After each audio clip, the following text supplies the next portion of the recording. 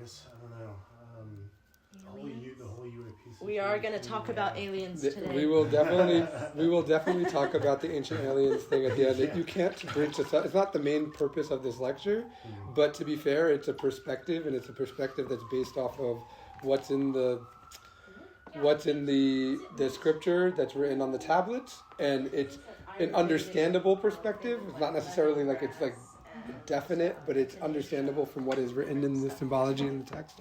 And it's something that we will mention towards the end of the lecture, but mainly today we're going to look at, and actually with Sumerian mythology, we should have put Mesopotamian, because we're going to look at Sumerian as well as also Babylonian, because I guess Akkadian is in the middle, but it kind of just blends between the two. But those are the three main kingdoms in the region, and we're going to look at the esoteric symbolism that was behind all these myths, as well as how these stories basically, we could say, influenced all of our Western religions that we can think of. Not just the monotheistic ones that we have today, like in the Bible and Genesis, which can be traced back to the Babylonian mythologies, but also the polytheistic mythologies of, say, Greece and Egypt and Norse, all pretty much traced back to these same style of stories as well.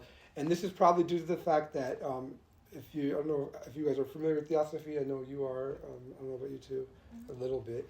But there's the Babylonian, Mesopotamian sub-race is, I believe, the third in the sequence of the sub-races of this root race.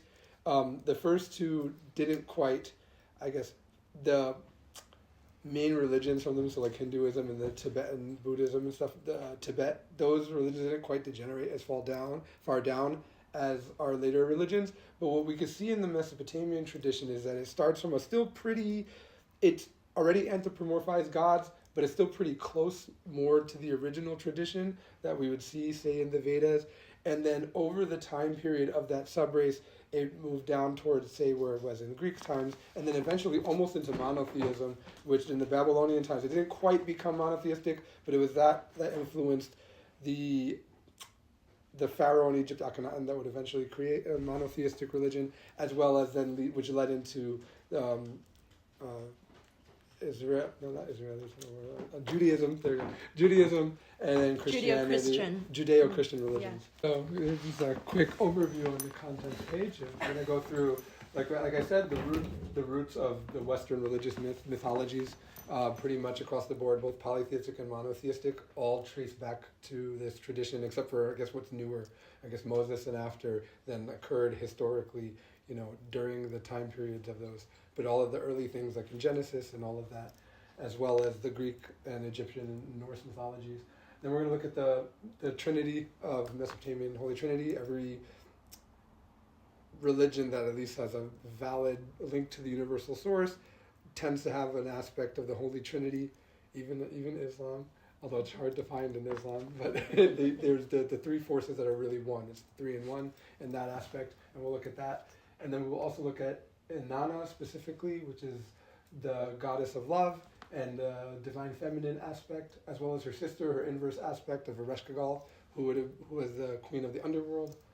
Then we'll talk about Namu or Tiamat, which was a more famous name, I think, from the Babylonian name, who is kind of the chaos cosmic primeval mother. And actually in the earliest symbolisms that we've seen in Sumerian mythology was when Tiamat Namu was worshipped as more of a matriarchal religion that shows that from that earlier period. And then this also goes back, if we look back at to say like Tibetan and like Kuan Yin, that coming out of Atlantis, the religions had a more matriarchal point on top of it. There's a reason for that, but the shift eventually to patriarchal society happened during this time and is reflected in the mythology as well that we can see, and we'll talk about that as well. Then we'll look at Marduk, who is the Babylonian patron deity, who is analogous to Zeus as a ruler of Jupiter, and also this is the deity that we sort of see where the religion itself started to degenerate from a polytheistic towards a monotheistic view, which Master Samael actually said is a result of actually the natural degradation of spirituality. He says originally you have the truth and a known religion with unity consciousness, we're working towards that. as that, degenerates, we start to anthropomorphize the aspects of this multiple perfect unity. We have polytheism. As that then degenerates, if people don't trust that, then comes monotheism, because it's a reaction to that. So, not multiple gods, one God. And then eventually, after that degenerates, you have atheism, which is what we see a lot during this time, because people just don't trust religion at all. So that is the order of it. And you can actually sort of see that order. I mean, not all the way to atheism because of ancient times, but you can see that order in the lineage of the mythology in ancient Mesopotamia. Then last, we will talk about Anunnaki and their relationship to the ancient alien theory and the ancient astronaut theory, and then we'll have a summary. All right. So, as we were saying, this region influenced all of the traditions that we see in our Western mythologies, and it starts really from the beginning. We could say that the original 7 Anunnaki, or the patron deities that include their holy trinity, so like Enki and Enlil and Anu and Inanna, are more akin to what, when we look at Greece, would be the Titans and the Titanomachy, right? It's the, yes? So, what areas does Sumeria cover? Is it like Iraq? Yeah, it's Persia, it's like where's the Tigris and the Euphrates River. So there's Egypt? no, Egypt is in northern Africa. Yeah. This is more in the Middle East. I believe it's Iraq and maybe Persia, a little bit, but definitely like the main basin. So like where Baghdad is, I've been around where Babylon was, and that's where the Tigris and the Euphrates meet. Okay, right. So. I like to visualize. Yeah, I'm also a visual person. My geography is not the best, but I do know that that's like a main theme that came up in a lot of their myths, which actually wasn't something I was going to necessarily talk about today, because it wasn't for the esoteric symbology, but the way they express duality symbolically a lot of the times, because of those two rivers that met and then created the estuary, was through talking about the twin rivers, or freshwater and saltwater, and all of these types of things. So that's interesting. Yeah. Well, just they were in that like basin. So yes, the original pantheon, we could say, would probably more relate to something along the lines of the Titans in Greek mythology. When we look at the stories of how, after political movements, certain gods would remove other gods, and this is symbolically a reflection of the changing of the religion degenerating, but the Sumerian mythology was older than that. So like, whereas there wasn't really a time in Greece where they truly worshipped the Titans, or maybe really far back in the Archaic period, because I believe there was a temple we saw, right, to Menelaus and Helen, and just outside of Sparta in the Mycenaean period, but there's not much evidence of worship, we'll say, at least to the Titans, outside of like I think one Roman temple, which was in antiquity in Athens. But the story from that, and the younger gods that overthrow their gods, comes from the story of actually the later myths, where Marduk, who would represent Zeus, overthrows these older Anunnaki gods. So in a sense, that story of the Titanomachy is about the change in the religion from this time period, and probably then retranslated over into later times, but it stayed in the oral tradition. But we could say that the original Anunnaki represent that original order of deities that perhaps came from the Atlantean times, and there was still a connection to that before the religion started changing. And the interesting thing that we could look at with this is that the number is 7. And when we think about the organization of the reality, and we think about the descent of spirit into matter, it's interesting to note that there's 7 deities, and there's before the aspects got split more into 12, which all the later traditions in Egypt and the Norse, and there's 12 Olympians, and there's 12 tribes of Israel, all that. 7 relates to what we would call the superior realms, or maybe in Christianity they call the heavens, or the realm of the angels, or devas, the cosmo creators. And it's actually the level of reality that's above ours, those that create this reality. And that is organized by the number 7. When we look at the reality from the top, the unity is the 3 and 1, 3 that's also 1, but we could say that the organization goes 1, then 3 symbolically. There's not really a place where it's organized by 3, but it goes 1, then 3. There's 3 aspects of that 1. And the first division is 7, and then from that, those creators that created man, the gods that created us, would then create inside of 12.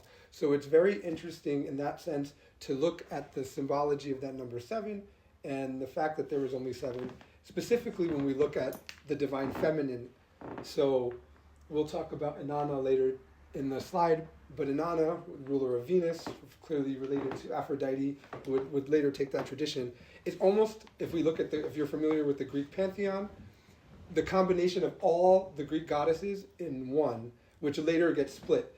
It is the divine mother and the feminine aspect of the creative force, but still in a unity. Whereas if we look at the later mythologies, they took the different aspects of that feminine force and gave a different name to each of those principles. Like, for example, Artemis is chastity, Athena is wisdom, Aphrodite is still just the raw creative love energy. But really, all of those are principles of the cosmic feminine. So that's one place where it doesn't really split off yet. But in this sense, it's sort of the original religion before it started to degrade down. The other thing that we'll see is that later on, as I already said, when Marduk, the patron deity of Babylon, for political reasons, was pushed, they edited the narrative that he defeats Tiamat and takes over for the old reign of gods, which almost certainly influences the Titanomachy, as he is the ruler of Jupiter, which is analogous to Zeus or Baal or Thor or all these other storm gods. He's basically that storm god. Is that we start to see not only the splitting down into 12, but eventually also what we see is as more favor and worship starts going towards this god, that they start to say the other gods basically are aspects of him. So in that sense, it starts to be a push towards monotheism. Not so much that they say there aren't other gods, but if we think of in, say, Genesis and Judaism, by that point, it's just like there's the one God and all the angels are the aspects of him, which is which is a perspective to look at it in a sense of there is one unity, and the 7 aspects or the 12 aspects are all just vibrations within that one frequency. Now, other things that we could just look at directly relate. We mentioned Genesis. Basically, Genesis, the myth of Eden, is directly within the Sumerian creation myth. So in Sumerian, Eden was not necessarily portrayed as a paradise, but rather as a place where work needed to happen. And the Anunnaki were the Lord gods, the 7 above, and then there were underling gods underneath them, like in a hierarchy that were supposed to do the work. And those gods didn't want to do the work, they were too lazy. So in that sense, they say that they created man then to do the work for them out of the local fauna so that the gods no longer had to work. Now this is a very interesting thing to look at when we understand of how the 7 cosmic creators or the archangels or these 7 Anunnaki allegedly work. We think of these principles that create our reality, that organize our reality, as truly as hive beings. So when we look at the sense of angels and they have a hierarchy, there's like cherubim, seraphim, all of that. That is a reflection of really there's truly just these 7 divisions, and within those divisions are other divisions, and they all answer to a larger whole. And the Sumerian creation myth really shows that. It's also the fact where we have the ancient alien theory comes out of that as well. And if we were to look at it in one perspective, it's beings from the sky, and they created man to work for them or mine for gold, is I think what they like to the alien theorists like to say. So that is in the scripture. So I mean, if you want to perceive it as there's aliens created us to mine gold for them, it's not incorrect. It's a way to look at it, but in a sense, it shows the real symbolism and esoteric value is the descent of spirit into matter. So the spirit descends from 1, the first division is 7, then there are more divisions, and then eventually those beings create the beings beneath them. So the higher selves then create the lower selves. And subjectively we could look at it as, oh, they force us to work, but there is a work that needs to be done. Like the higher self or any of those beings are within the construct that we are as well. So they're not yet fully awakened, but they also can't do the work that is required to awaken. So they're required to actually send down pieces of themselves through the soul to do the work that we do here in the physical plane. It's actually necessary for the ascension back up. So subjective stories aside of these aliens that create us to do work and do all these jobs, what we're really seeing in that myth is the math and the descension of the spirit into matter and how the scenario was created. Then other things that we look at is connection to biblical times. There's the story of the Tower of Babel. That's a quick question. I might have missed it. Could you say more about, because 3 goes next to source? Yes, Oh. so we are going to talk about that on the next slide. But 3, basically, so the way we look at the ray of creation or the reality itself is there's 3 aspects to it. In Christianity, it'd be the Father, the Son, and the Holy Spirit. In Sumerian, we have Anu, Enlil, Enki. But these 3 aspects represent basically a positive force, a negative force, and a force that binds them together, a conciliatory force. If we look at the atom has a proton, an electron, and then there are neutrons that give it mass and weight. These 3 subatomic particles represent those 3 forces in nature. So we say 3, but it's not really like there's like whereas 7 is an organization of this reality. We have 7 chakras, right? There's seven cosmo creators.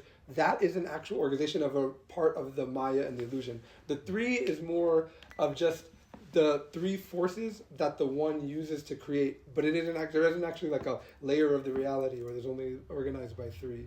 But it is the duality that the all creates through, and the neutral balance actually represents being centered and connected to that unity, and it creates through the duality so it can have an experience. Are there words for that in Gnosticism? for the sort of polarity and then the unifying centering? Well, we call the third force is the conciliatory force. And like I said, the positive and the negative would be the illusion or the duality, the Maya. They can be called black and white. They also, like because Gnosis is a synthesis, so what they'll say is it's called this and this and this and this and this in every tradition. So like Father, Son, Holy Spirit. What is the Hindu one? Brahma, Vishnu, Shiva. Yeah, Brahma, Vishnu, Shiva is going. Brahma would be the neutral force because it represents like the actual Father, and then you have Vishnu, which would be like the cosmic Christ or that order organizing force that represents the summation of the devas, and then Shiva is the creator destroyer, the creative energy that we create and destroy through. But all of that is all one. It's all together. It's not like it's it only separates to the point of manifestation, and then from that point of manifestation we start organizing by then 7 and then 12. Actually, here, you grab the Tree of Life picture for me real quick. It's not going to mean much to you, but without more explanation, but the geometry of this kind of sort of shows where it is without me explaining too much.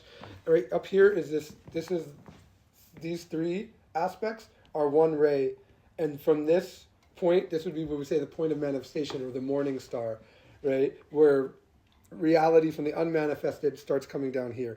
Then in this trinity right here, we could say this is related to the organization of 7, and that those 7 beings are in a summation of the feminine aspect. So 1 breaks into 7 and then breaks more and more and more and more. And then down here, this is where we are. We're in the physical. And this trinity here is organized by 12, which is why we have like 12 zodiac, things like that. And so we have, it's just more succinct vibrations. We can say there's one vibration that encompasses all. There's white light, right? White light, you shine it through a prism, now you get seven lights. Those are let's say your 7 logos or the 7 cosmo creators. But within those 7 lights, those 7 colors, we also have various shades of color and various different frequencies. So all of that, lines up to where we are within it. Like everyone unfolds through one of those 7. We could say that how we all have a zodiac sign, for our physical person, our higher self has come through one of those rays.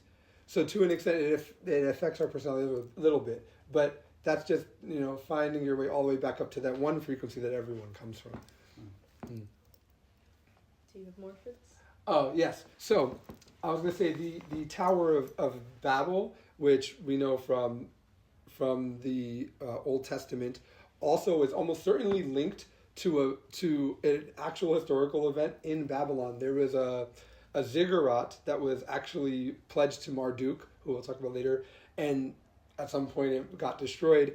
And that ziggurat is supposedly the inspiration for the mythology of the Tower of Babel. I think it's called Etim and Nanki. But the thing that's really fascinating about these myths and stuff too is that myth is such a blend between symbolism and historical events. For example, there's a similar story of the Tower of Babel in Mexico, which clearly isn't about that ziggurat, but probably something else got destroyed and they layered this symbology on it. But where it really gets fascinating is when we look back to the older traditions, which are a little bit more closer to the origination. And in Hinduism, there's a story about how everybody got separated with their beliefs and their languages and all of these things, similar to the Tower of Babel. However, it's not about a building. It's more of a symbolic thing. There was a tree that grows all too high, and the tree almost reaches God in the heavens, but the tree still has pride. So God shoots it back down, and it breaks apart into all the different traditions we have. Now, this is much more symbolic for what it actually is talking about. What happens with myths like this is that you already have these old traditions and the stories, then a real event happens. Now we layer that onto the symbolism, so it's something that people can remember happening, and now we add the symbology of the esotericism onto it. And when we really look at that myth, what is it really showing? And this goes into some cosmology, but basically, when Source creates, it doubles itself first, and it creates first, the eternal creates out of what we could call the periodical in Amavantara, the reality that we're in. Now, the periodical doesn't mean that the beings that are in that creation aren't eternal in a sense, but they're within a spiral of, like, they're being created, they're being born still, and they're evolving. Now, we could say that line that's related to the 7 cosmo creators, its summation is its unity in itself, but it's the unity that's growing to be birthed into the other unity. Now, like we said, it's periodical. Not the whole thing comes out every time. It has to go through multiple forms of what we call pralaya, which is when everything returns, and then there's another point of manifestation.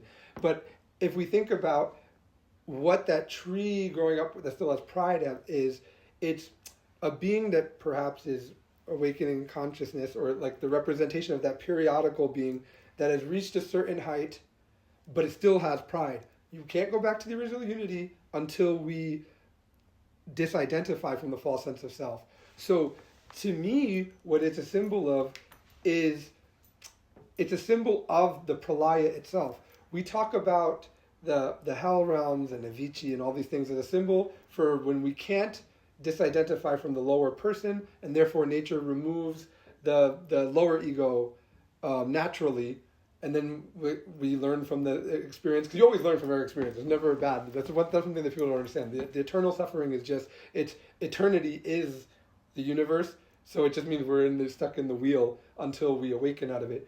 But to an extent, the higher ego, so if you got to the point where you're already getting away from the lower ego, but you haven't actually awakened from the higher ego also goes through a process where, if you haven't detached from it, gets removed as well. And that's basically pralaya.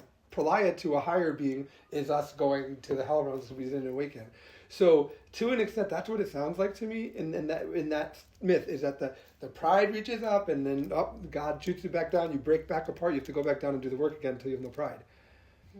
And then that is how we get split and separated and stay in separation. And that separation is related to the false sense of self. But the story of this and how we got all the languages then gets overlaid over something like the ziggurat in Babylon. Like I said, there's a similar myth in Mexico, so somebody else had a similar idea. Maybe a building got destroyed there that was really tall. I think the Aztecs have a similar myth. But these are how these myths get created. And then one other one, in the Epic of Gilgamesh, which is usually when people talk about Mesopotamian, and I'm not Mesopotamian mythology, and I'm not going to actually talk about it too much. But there's basically the flood story.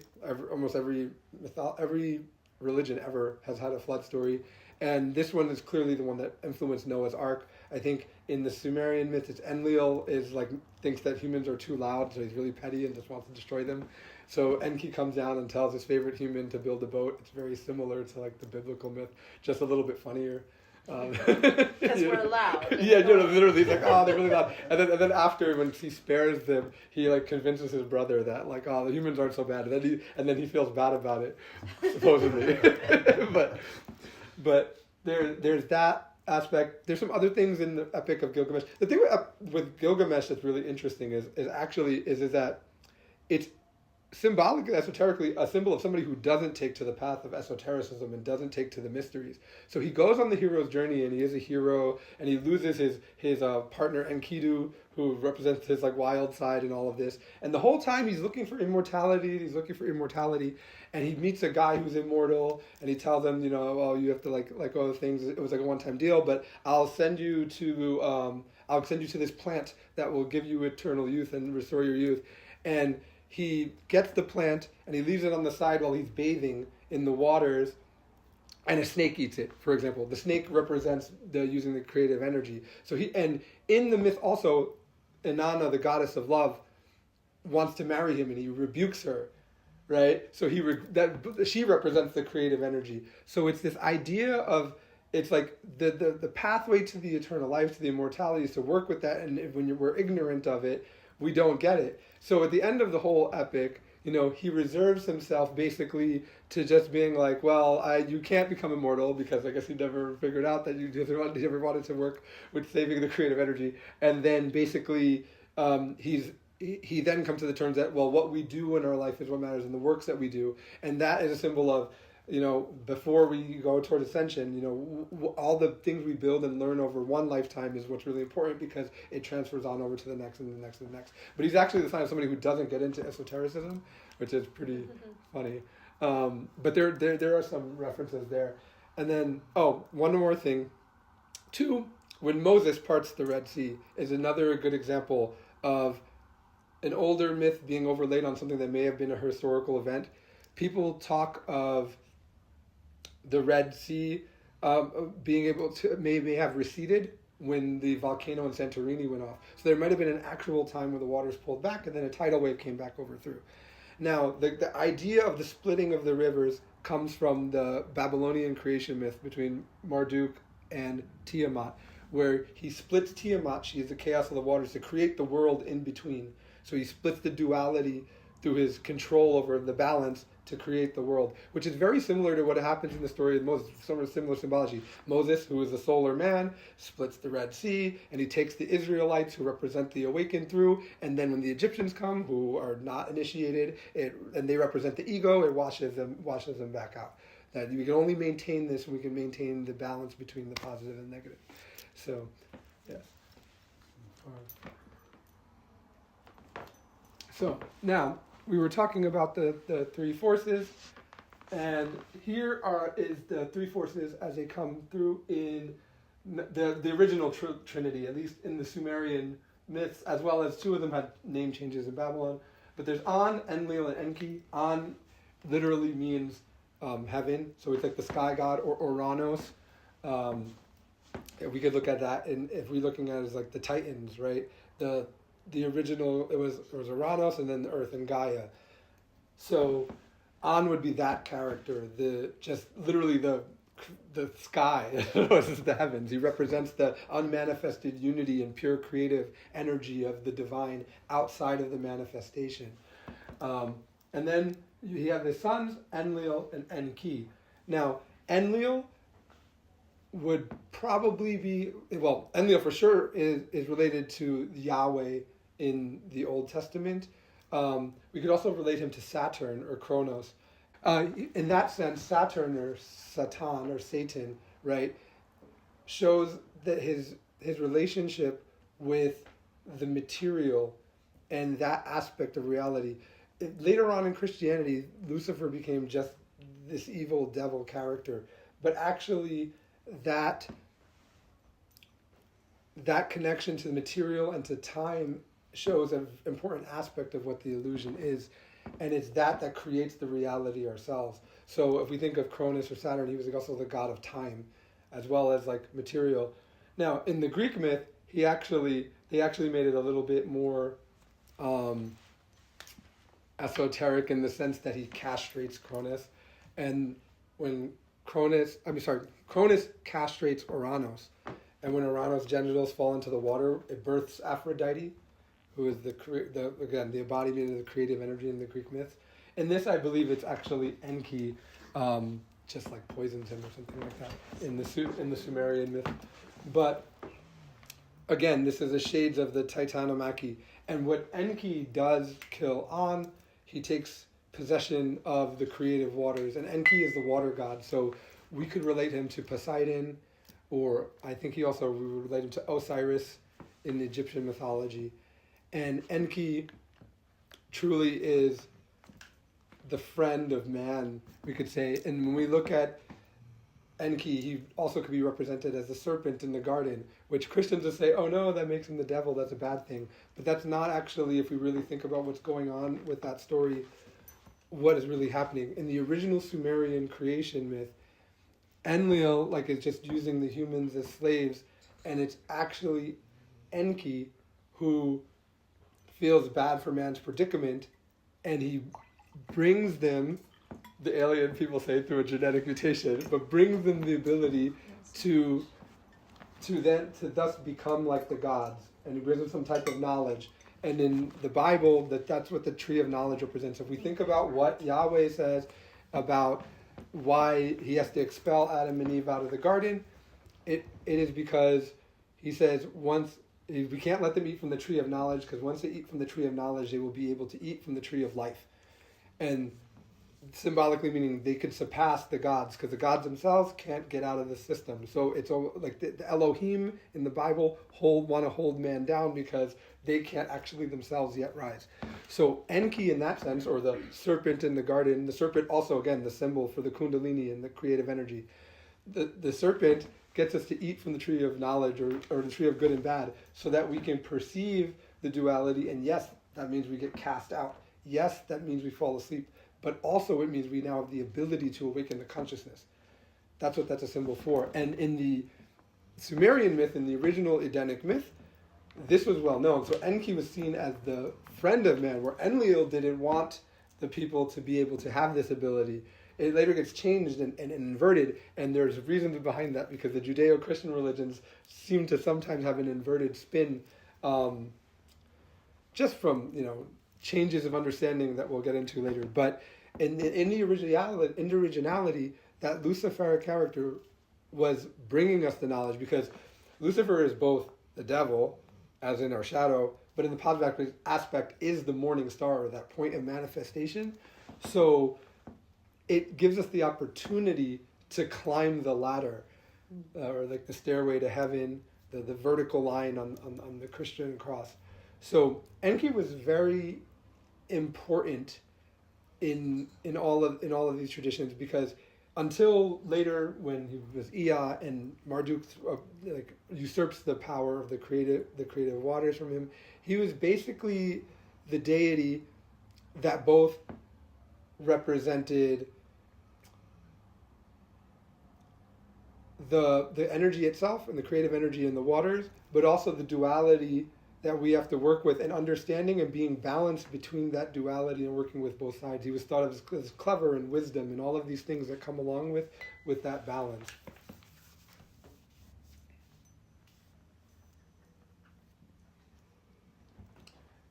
He was said to also control this region beneath the earth called the Apsu, which was these underwater waters, which was a symbol for in ourselves and the sacral chakra and the area where the sexual energy is, and the ability to manifest and use those waters to awaken. And that was Enki's position. And we could even look at Enki and Enlil, that little rivalry goes on through many mythologies. We could say that they're set and Osiris. And if we follow the Sumerian tradition, Enki, when he flees Enlil, goes to Egypt, and perhaps the continuation of those mythologies and those stories that are later with Set and Osiris are related to that. I know there's even some links to, I think, like, Aztec and Quetzalcoatl, but we're not going that far. But also, like, the original, the Atlantean myth that in Greece has Zeus and Poseidon is the one protecting, the water god is protecting Atlantis, and Zeus is portrayed as this evil dad god, which is not really normal for like Zeus's role. Zeus is usually in a different role, but in that role it's almost like, as we said, the Titans and that tradition harkens back to an older time before the Greek mythology, so they may have just put names to make it fit. But in that situation, with the context, you would say that, because Atlantis obviously happened way before Greece, and this is a told down story, that the Zeus character is playing that character of Enlil, and Poseidon, the water god with the trident, which also Enki had the trident. The trident was a symbol of the creative waters in Sumerian mythology. So, in that sense too. So who's who in the plus minus neutral? So the neutral would be An, or that would be like, if you want to draw the Brahma character, or that aspect of the heavens, and then Enlil would be the plus, and Enki would be the minus. So Enki would be the, I guess, feminine principle-ish, representing the waters, and Enlil would represent the masculine.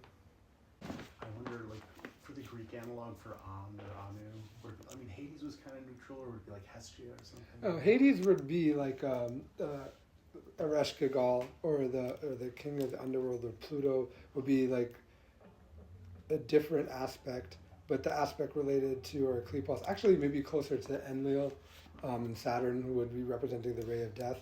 But An would be Oranos. Okay. Literally, it's almost analogous, exactly the same, because the original sky god, like we said, that the original Anunnaki gods would probably more be analogous to the Titans, but then, things get shifted around because traditions passed down. But that original story of the Titans originally overthrowing Oranos, and then the Titans get overthrown by Zeus and the Olympians. Zeus and the Olympians would be representative of Enki's son Marduk. Yes. Well, this is Inanna, and we're going to spend some time on this. So Inanna, or Ishtar, as she was known later in Babylonian times, was the goddess of love and the ruler of Venus. Her symbol was an 8-pointed star, which esoterically points to a point that we really, I don't know, does anyone else teach that? I think it's just us for now, right? But when we look at the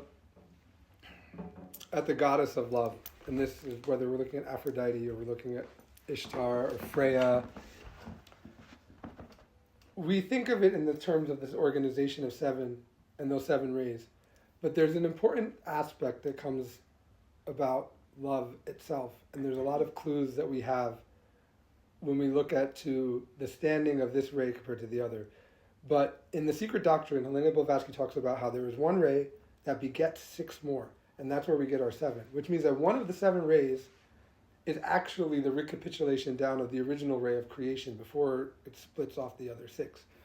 Now, when we look at, I think in Theosophy, I don't think they actually assign planets to them, and they're not necessarily one-to-one with the rays in Gnosis, but there's one consistent, and also New Age has it as well, but there's one consistency between all of the different forms. You can say whatever you want for the other 6 rays. There's always one ray of love.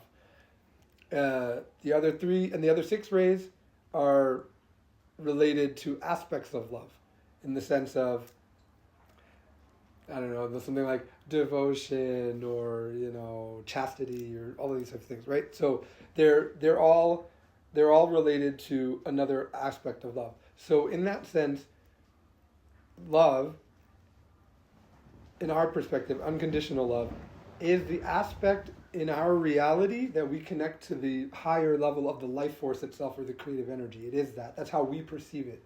That's why all the traditions, whether it's Buddhism, we're looking to do metta, we're doing all these things. We're looking for this feeling of love, and not love as an attachment, but love as in it is the energy. At a higher point, right, if you were to go beyond and into a samadhi, and you go beyond the illusion, and you still connect to that energy, beyond where we have a concept of love, it's that energy, it's that force. But we perceive it in our reality as love. In that sense, it points to the fact that the aspect of the ancient traditions that relates to love is actually speaking about that higher force or that life force or the Fohat itself. And there's a lot of clues to this. First we'll start with Inanna, and then I'll point to some more things with Aphrodite. But first of all, the 8-pointed star in itself, right? The 8-pointed star, there are 7 aspects, which means that the aspect of awakening from the earth to Venus, the earth to the sun, from the earth to the sun, if we were to look at it as a musical scale, because we can overlay an octave over any journey, that the 8th note represents the same as the first, but at a higher octave. So that is a clue as to what this represents. But then also when we look at the planetary ruler of Venus, and we look at the symbol of Venus, that symbol of Venus, which we could also say is the Ankh, the Egyptian Ankh, here on the table. This symbol, esoterically, for me, is used in ancient Egypt, but esoterically, what this symbol represents is man ascended. We have the cross. The cross represents the line, the level of being, and then the horizontal line that we live in. And then the circle being on top means the spirit is ascended. Now, we're not talking about a planet here. We're saying this principle represents that. The planetary ray is related to those 7 rays that we talk about, and this ray comes down through it. But the actual symbol represents something higher. And then another interesting thing, and this is also from Theosophy, but the planetary symbol of Earth is that. So when you come down the middle, and you come down the middle from the manifestation, you know, Venus ascended, Venus descended. That's the ray of creation and what we work with. Also, the heart, whether we look at our heart chakra or the sun in the solar system as the heart of the solar system, the heart is related to a sephirah on that tree of life called Tifereth. And that's also related to where the human soul is, Manas, in the balance in the middle, is also ruled by Venus. Well, Venus and the sun.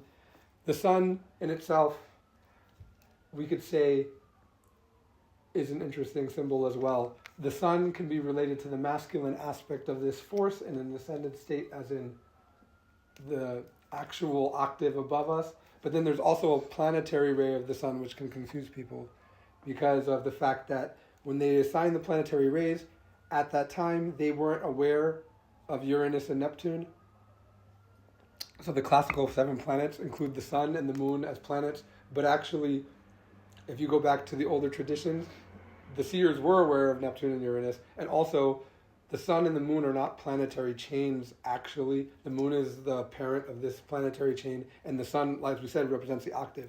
But it can get confusing because sometimes when they're talking about the sun, they're talking about the little ray, which is more likely related to Uranus, and not the top one. But the logo for the sun is actually this, which is a symbol of the I am. So No, I was just going to say, it almost looks like if you were looking down from here, but except it doesn't have the...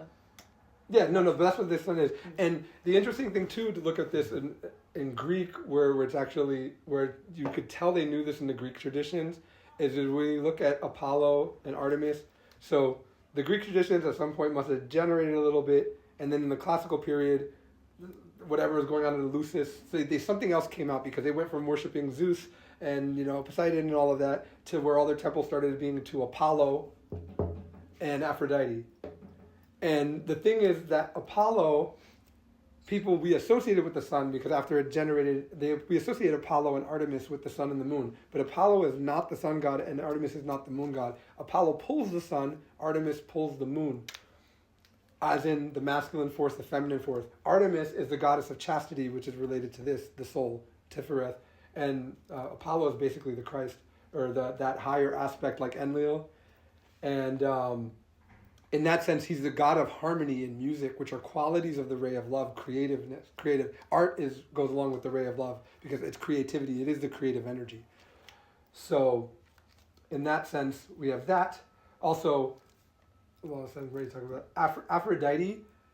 In the Greek myths, they give sometimes like a little secondary name to the beings, and we have Aphrodite Orania, which represents the creative energy ascended, and then Aphrodite Pandemos, which represents she was like the goddess of like prostitutes and stuff instead of the ascended woman, and that represents lust and the energy descended. So that's one way to look at it. But back also to Inanna, another thing is like we said before, they split all the aspects of the Divine Mother into different things. She's basically all of them in one. She's the goddess of the hunt, like Artemis. She's a goddess of chastity. She's a goddess of war, like Athena. She's obviously Venus because she's the ruler of Venus.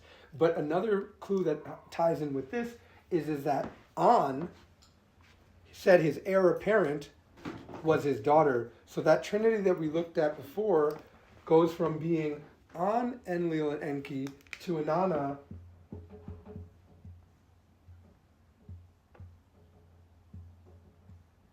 That's his daughter? Mm-hmm. Well, he fathered all of them. But they basically say that she inherits his power, right? Until I guess like Enki takes it later or whatever. But she's literally said to be the inheritance of the An or whatever. That's why she's Inanna. Which directly speaks to the fact that this creative force shoots that ray down. It's the literal embodiment of that ray that comes down into the manifestation. Now, the main myth that really deals with Inanna, though, and esotericism that's really interesting is anyone familiar with the descent of Inanna into the underworld? Where she like takes off her adornments. Yes, actually, yes. Yes. So, here, we could go to the... I'll bring up Ereshkigal, who is her sister, who was the queen of the underworld, similar to like Hela in Norse mythology and some other connections like that. But that inverse of the feminine, Persephone in Greek mythology. That's the one I know. Yes, actually Persephone, that mythology comes directly from this, and we'll show it's tied together. But Persephone would be also like Ereshkigal. And she was the queen of the underworld, and represents that negative inverse of the Divine Mother. We could say like Kali or whatever. But anyway, Ereshkigal's domain was the underworld, and Inanna, who was queen of everything, decided that she was going to go conquer the underworld. And the symbolism on this is really interesting, because we're not talking about, like, in the Greek myth, by the time we get to Eleusis, when we talk about Persephone going down, it's more of a symbol of the essence and how the essence got lost. Like Demeter is the cosmic mother, and it's her daughter that goes down. She's the essence that get lost. But in these myths, like we said, there's a little bit more separation. It's like by Greece and Egypt, the initiatic schools had started, and the narrative have shifted a little bit to where there's a little bit more neat. But this is like literally the principles themselves go down. So you have the creative energy is going to descend down into the Maya and the original myth at least was to conquer it. She was going to go down there to conquer the underworld. There's some later translations that says she went down for a wedding or all these other things. But she decides to descend down into the underworld. This is literally the spirit descending into matter. She tells her minister Ninkabura to go tell Enlil, go tell Enki, go tell An that she's going to go down and then something's going to happen and that they need to help her because she's going to go missing. It's like she already knows it's going to happen, right?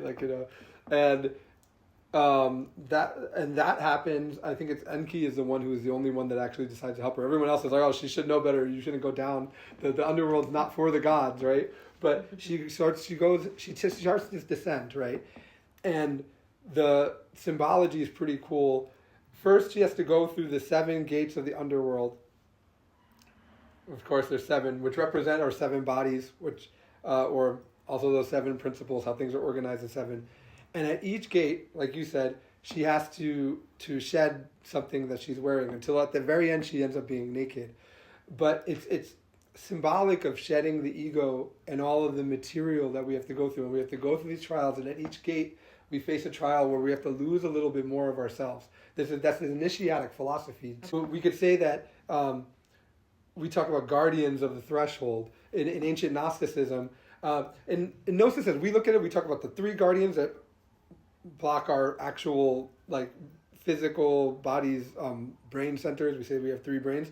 But in the ancient Gnostic tradition, they actually talked about guardians at each of the seven bodies. Jesus, I think in the book of Mary Magdalene, talks about how there's seven guardians, one for each sphere. But he says, but I think it's like the fourth one, the one that's related to the soul. If you conquer that one, then you conquer all of them, which is true, because if you access the causal body, if you incarnate manas, you don't. The other tests after are more, what's the word I'm looking for? Melodies. Formality. Yeah, no, they're like a formality, because basically if you can disidentify from your person, which is what it takes to access the causal plane, so you've already disidentified, then even though those egos are related to higher spheres, you have to disidentify from the whole person to take that trial. And that's actually in the Book of Mary. But he does mention that there's a guardian for each of these things. And in this myth of the descent, we're looking at it in the same way. It's the seven, it represents our seven bodies, and we have to clear all seven of those bodies. Another myth that also looks at that, Osiris and Set, which we already said, Osiris is probably Enki, but Set chops up Osiris into 49 pieces, which is 7 pieces for each of the 7 bodies. Because we could say there's 7 sub-layers to each one of those planes, and our subconscious is made up of those 49 layers. So that's even more, but just the little intricate things that we have to break off. But she goes down, and she reaches the bottom, and then immediately, Ereshkigal, her sister, kills her. She's dead. She's a corpse. And then this is symbolic of when the spirit descends all the way down to the physical plane. There, we forget, and we basically become the Walking Dead for like zombies. Yeah, we get lost. We don't just go down and then come right back up. We stay down here in the physical for how For a long? long time. You said like the 7 things that she sheds would be like the ego, but why if she's going down into physical reality? You know what I mean? Well, I mean more in the sense of like she's trying to conquer the underworld. So she's shedding all her things to have the right to take over the underworld, because we're coming down here to conquer the underworld. Okay. So she's shedding these things at each of these guardians, and then she gets down here, but then instead of just being rewarded immediately, then she's killed, then she becomes dead, then she becomes unconscious when she descends down to the physical. Because if you think about when in anthropology, with the root races before us that were coming down were all much more spiritual than us still. They didn't quite lose themselves until they got all the way to the bottom. I think it's that was the descent. Yeah, but that's in the the ascent you would do the reverse. Yes. So that's when we came down. But for us wanting to ascend, then we would do the opposite of that. To ascend, No, the ascension part, and I was going to get to that. Okay. So she dies. So then Enki, right, is the only one. He's the only one with the heart, right? Like we said, out of all the other gods. Which is funny, because we talk about that Luciferic aspect, and it's actually, we think of Lucifer or Dionysus in the Eleusinian Mysteries as a helper of the Divine Mother. That's literally in the Eleusinian Mysteries. Demeter is the Divine Mother, and through working with Demeter and her helper Dionysus, who Bacchus is also Lucifer before he was a devil character, through that work, then we free Persephone, the essence, right? So Enki, playing that role, he creates these 2 beings, a couple, and sends them to amuse Ereshkigal, and basically through some negotiating, they're like, oh, well, we'll do these things for you because you like us, but only if you release the corpse of our queen.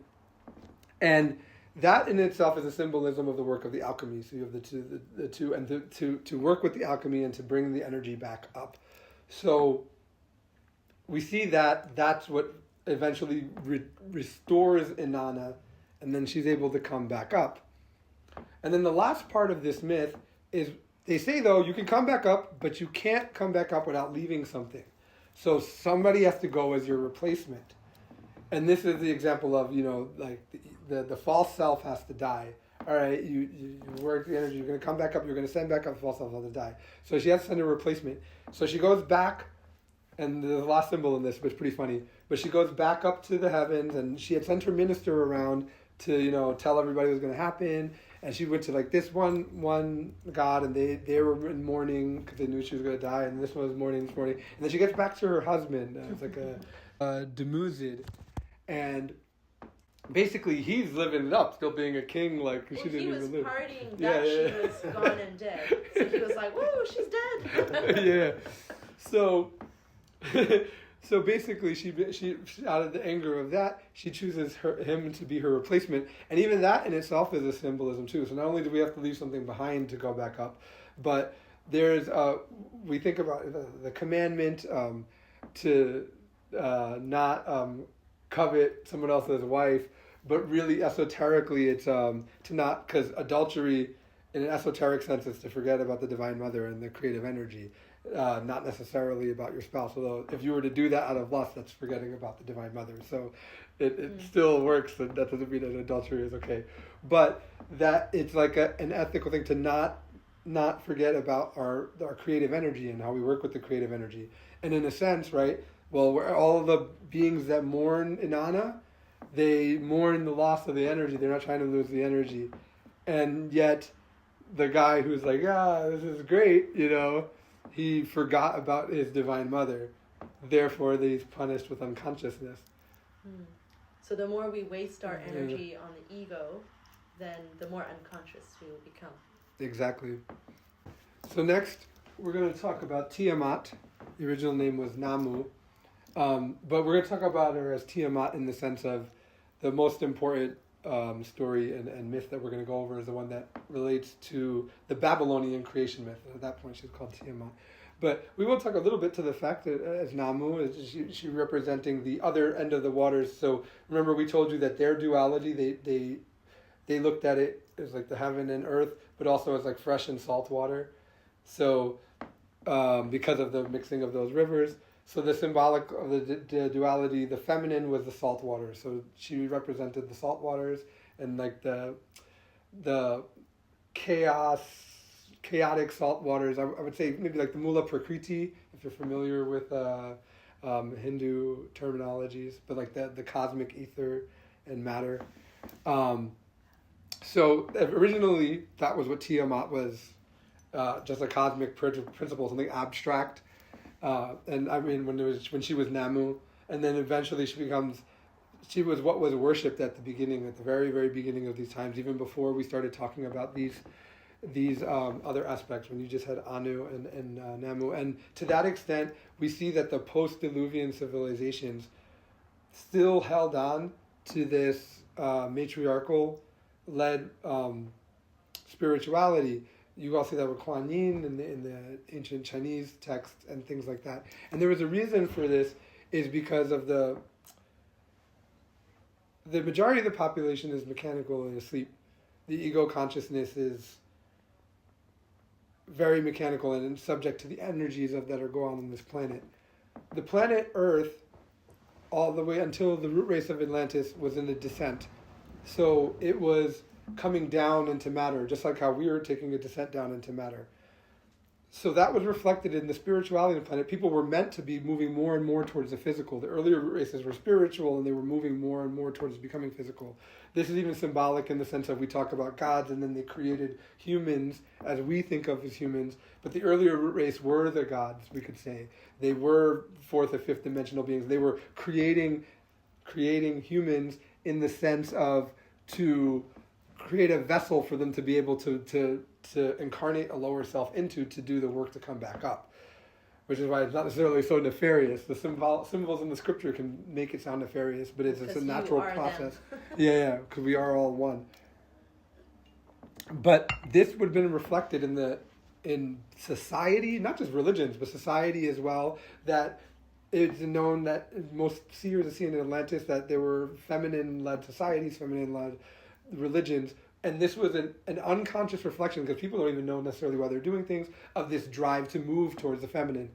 And then now, during this root race, as we're moving back up, the energy's shifting towards ascending. And if we look at the span of this whole root race, pretty much by the Iron Age, so for Kali Yuga, very early on, it shifted into this society becoming patriarchal in all senses, whether it's the workplace, whether it's spirituality, whether it's politics.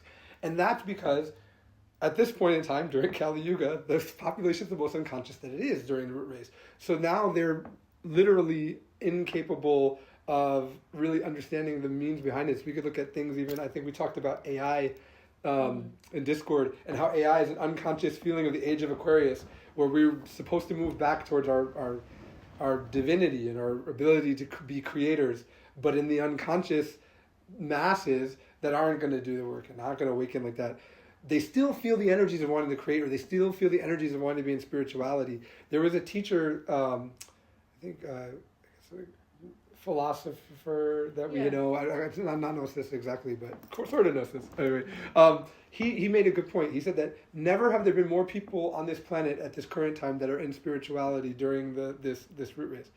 At the same time, we have the least amount of conscious people. So there's more people in spirituality than ever with these mystical practices, because they have the FOMO, like they can feel this energy. Everybody wants to be woke. Everybody wants to awaken. But actually, it's harder to awaken now than it ever has been. And the actual people that actually are willing to face their ego and willing to do the work is the least that has ever been. So these are all things that massively affect, like, we just had the Uranus transit, right? Expect that split to go even more. And, expect like AI and things like that to blow up even more. So these astrological energies don't have to affect us if we're aware. We can either work with them or choose to not let them affect us if we're awakened to a certain point. But when we're asleep, we basically are robots and we follow these things.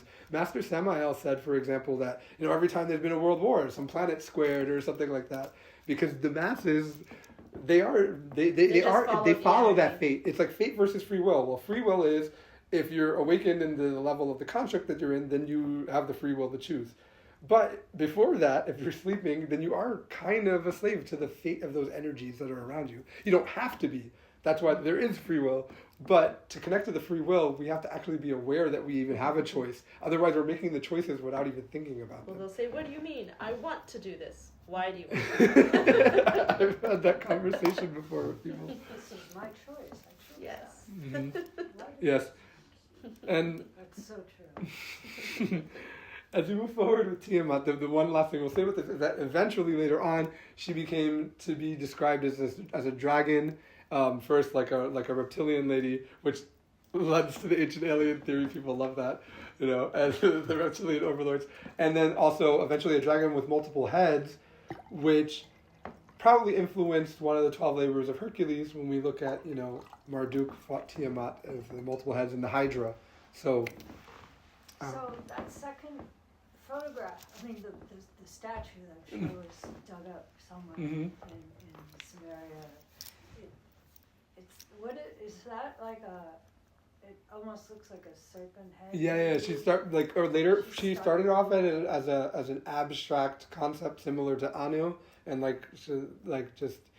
but later on, she was depicted as a dragon, and then eventually even a dragon with multiple heads, which is why we have the picture of the Hydra over there. That was dug up from ancient Samaria, I'm sure. Yeah. Is she like holding a baby or something? Yeah, because I think she is. dragon, She's nursing. baby It looks like dragon. she's nursing. Yeah. Tiamat represented that cosmic feminine principle, so like the cosmic mother, and was worshipped as the first goddess of the tradition that they had. So. Also, dragons and serpents have a big association with the creative energy because of the Kundalini. Mm-hmm. And now that brings us to Marduk, who is the son of Enki, or Ea, is what Enki's name would have been in Babylonian times. Now, this shows a trend in how shifting policies and people would move their gods around to be more powerful and stuff. But the story still sort of semi-hold true. But there's always some younger gods beat off the older gods, and et cetera, et cetera. And this is what happened with Marduk. Marduk was originally the principal deity of Babylon. When Babylon rose to power, they changed the creation myth to be a myth where Tiamat wanted revenge on the Anunnaki for killing Anu. And like I said, this is the story where it basically is the Titanomachy. Because in the original Sumerian creation myth, An, Enlil, and Enki were the Trinity. So that story even of Enki even killing the higher one and the other one was all fabricated for this. Which is why I said that's the myth that came over to Greece. And you don't really have a point in Greece where anybody worshipped the Titans. But it's probably because it's just a copy of this myth which had nothing really to do with the time period when they worshipped those higher gods. But anyway, the older gods are having problems with the raging Tiamat. This is also very similar to what happens in the Titanomachy, but she creates beasts and monsters from the lower realms to face the gods. This is very similar to what we see when the Olympians fight the Titans, that she raises with the 100-handed ones and the Cyclopses.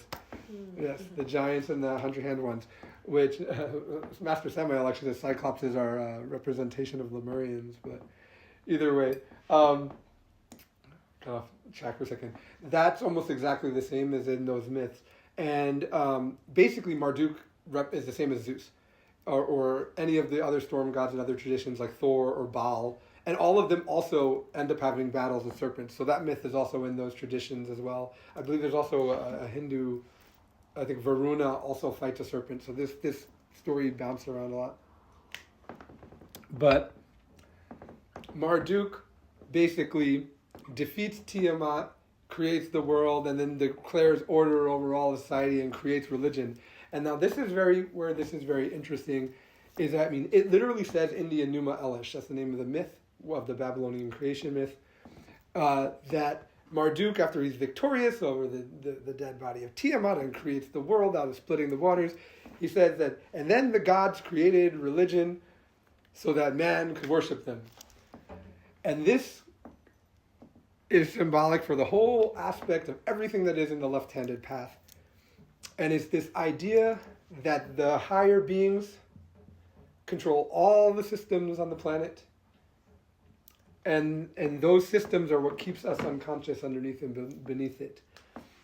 And from a Gnostic perspective, to an extent, it's not wrong, but it's also not as insidious as, it's not like, like alien beings intentionally holding us down and like Star Trek, right?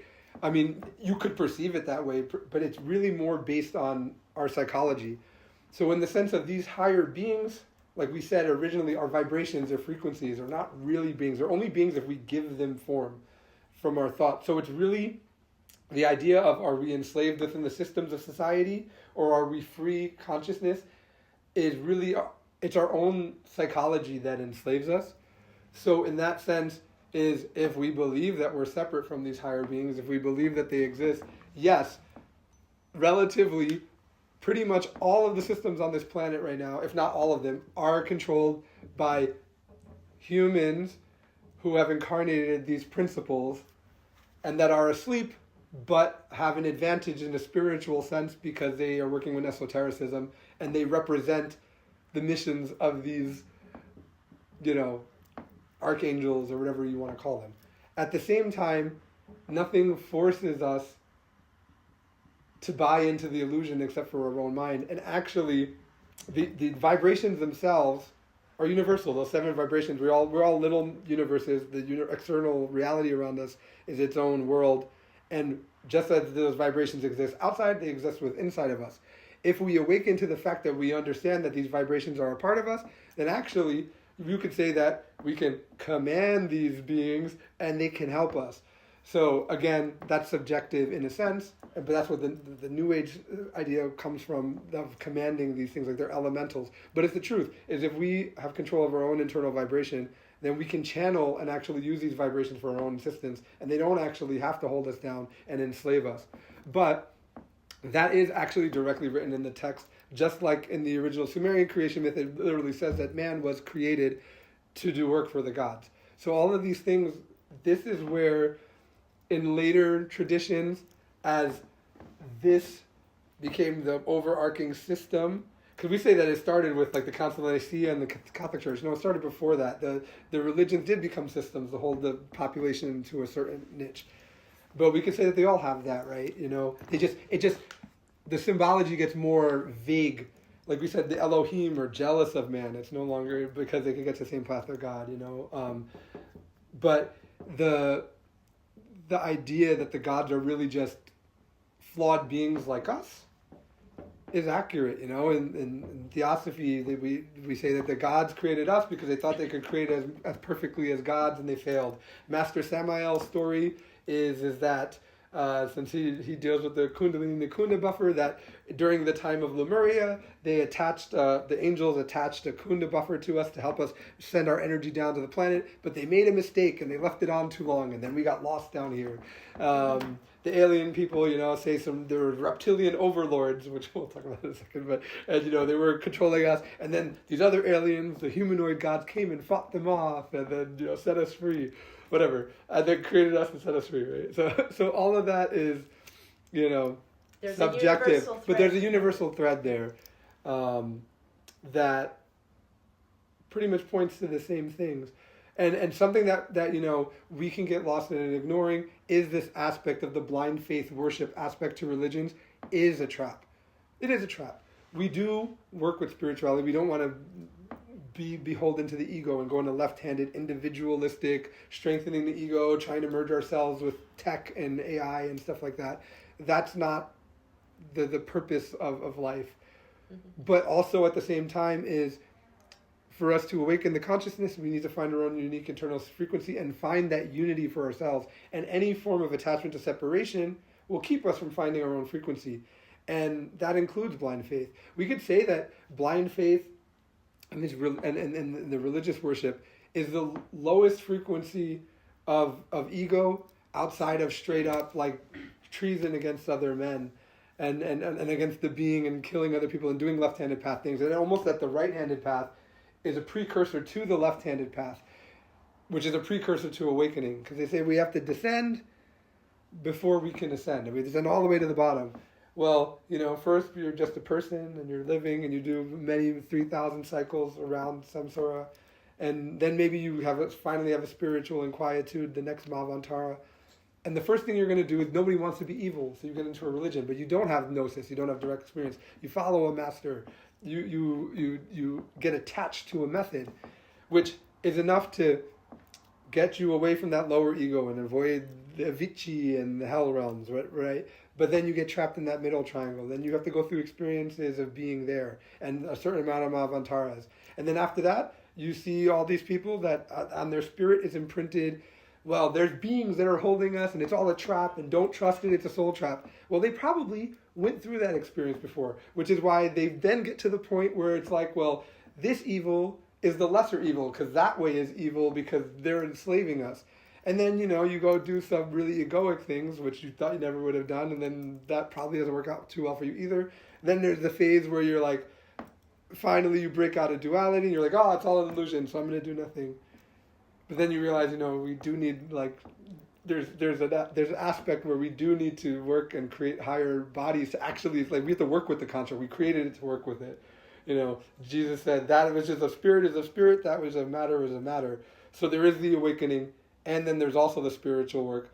We just don't need to be attached to one or the other. And there's balance. Everything needs to be balanced. At the highest level of balance, this conciliatory force is the balance between, you could say, the non-dual teaching and the ego death and the energy work. Because that itself is a split. So when you have, every school says this way is better, that way is better. The truth is it's what's in the middle of all of the schools. None of the schools have it exactly perfect. The inner school is encompassing of all of it. And of course, you know, we initially, before having the awakening, we vibrate with what pulls us back towards the middle. But we can never get too attached to the teaching itself, because then that will try send us the other way, right?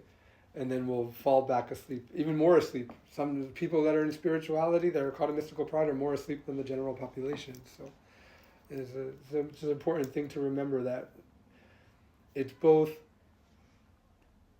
I don't know. It takes both discipline and autonomy, and it's not one or the other. And I don't know. But all of that is over many existences. Yes.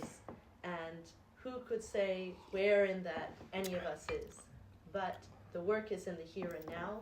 So we start with what we can do, and we are somewhere along that very, very long and endless journey. Yeah, and just some more connections. Like I said, we can connect Marduk to Zeus, and in that sense, and he's a ruler of Jupiter, So Jupiter being the Roman name for Zeus.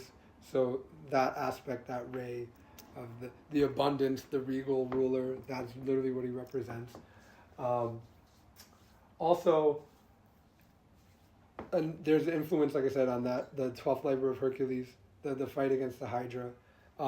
In that sense, there again, the original myth is the god actually facing the trial, because we could say that Gnosis was originally for the gods. And then, if we look at the story of Hercules, they change the symbology a little bit. Now he's the son of Zeus, he's the son of Marduk, and he's a hero. So it's the initiate. He's half human, half god, and he's going through those layers to become god again.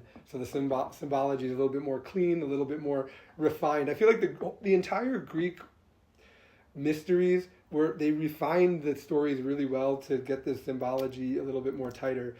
It came from this, but then it becomes a little bit more understandable. But you could see that the stories are drawn from this, as well as the biblical ones as well.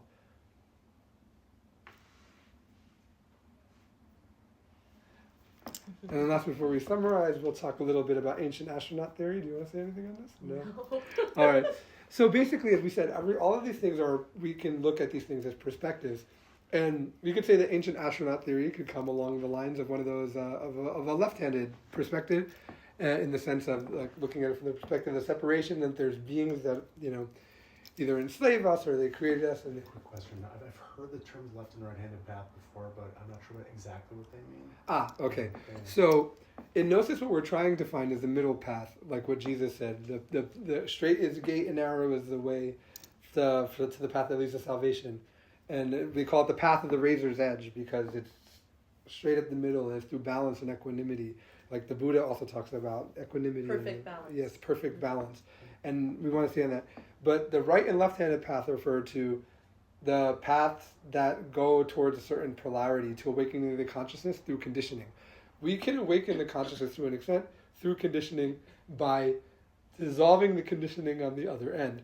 So the right-handed path would be like your standard religions that are looking to ascend, but looking to ascend through, either master worship or, some type of fealty to higher beings. And that's because we're looking to strengthen the higher ego, the ego that's related to our higher self, and the angelic bodies. And we're getting rid of the lower ego. So we're still awakening. Like the people that go through these processes, they're not, somebody on the street, they're awakening to an extent, but they're awakening in a way where they're strengthening the other polarity. So I'm strengthening the higher ego, which is related to our soul, and the astral light, and those higher subtle bodies like manas, the causal body, and the Buddhic body, buddhi. And then the left-handed path is the opposite. So the left-handed path is I'm going to strengthen what we would call the lunar bodies, or our like astral body and mental body that are related to the ego consciousness, and we're trying to cut ourselves off from the soul completely, and then strengthen our abilities through just pure ego. And then also, usually, it seems like the end goal of left-handed path is to find some way to merge with tech or to extend the life, so that, because obviously, like, our person dies with the physical body. So they're looking for a way to extend indefinitely the ego consciousness of the individual they are, because to them, they're like, if I incarnate the higher principle, I'm going to die, me, and that's going to come and take my body. Like, they still see it as separate from themselves, so they actually think of it as an insidious being that you're, like, giving yourself to and killing yourself and letting it eat you. and both of them don't awaken in a balanced manner. So, like, the right-handed path can include, say, a white magic school where they're working to awaken and they're trying to be good people. But at first it's kind of good, right? And they're saying we're getting rid of our evil qualities, we want the virtues. But then as they continue, because it becomes like a dogma and a religion, and usually with the mystery schools you work with energy work, that's even the same in Taoist and Sufi traditions. You have kinds of breathing exercises and ways that you build the energy as a fuel for the consciousness so it can awaken.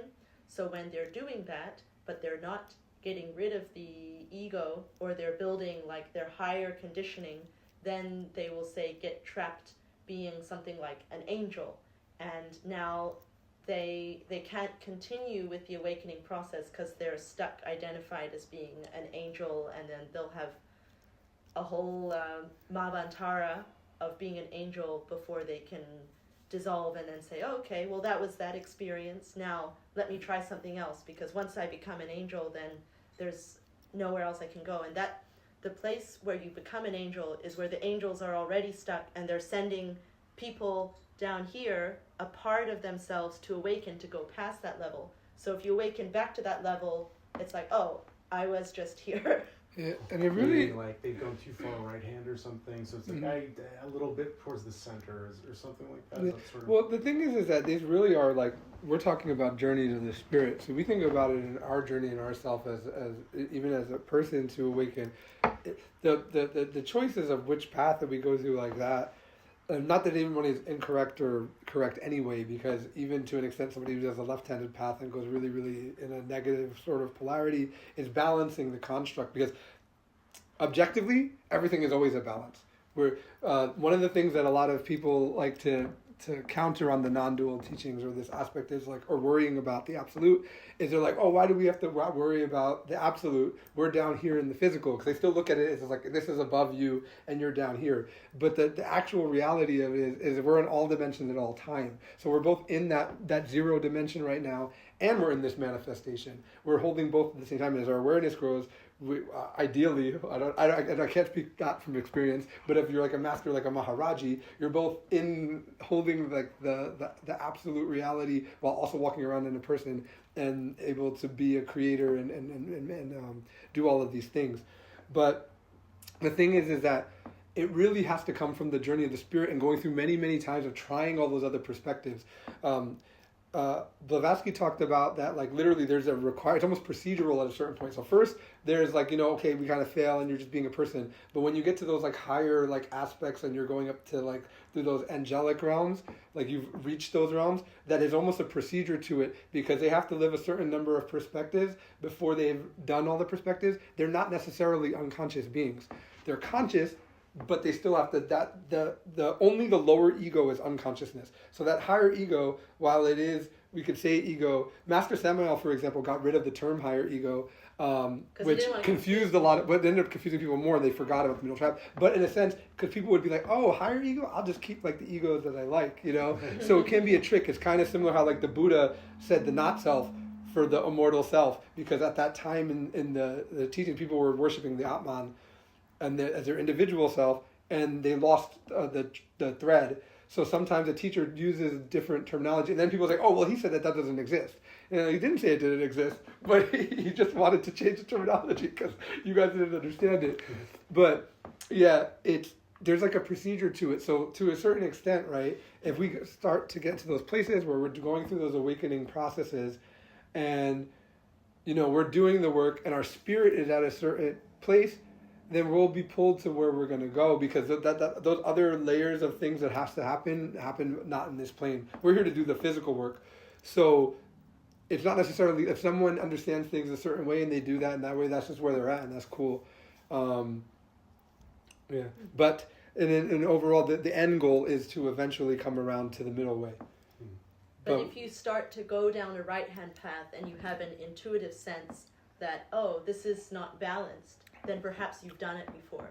And if you don't, if you're like, wow, this is great, I'm going to do this and just follow this master and do everything he says, then maybe that's also the stage for you at this time. So there's no right or wrong. It's just a matter of understanding. Yeah, and usually people are drawn to it no matter what. Like, I mean, we've seen, because there's a lot of Gnostic institutions that have like kind of degenerated into master worship.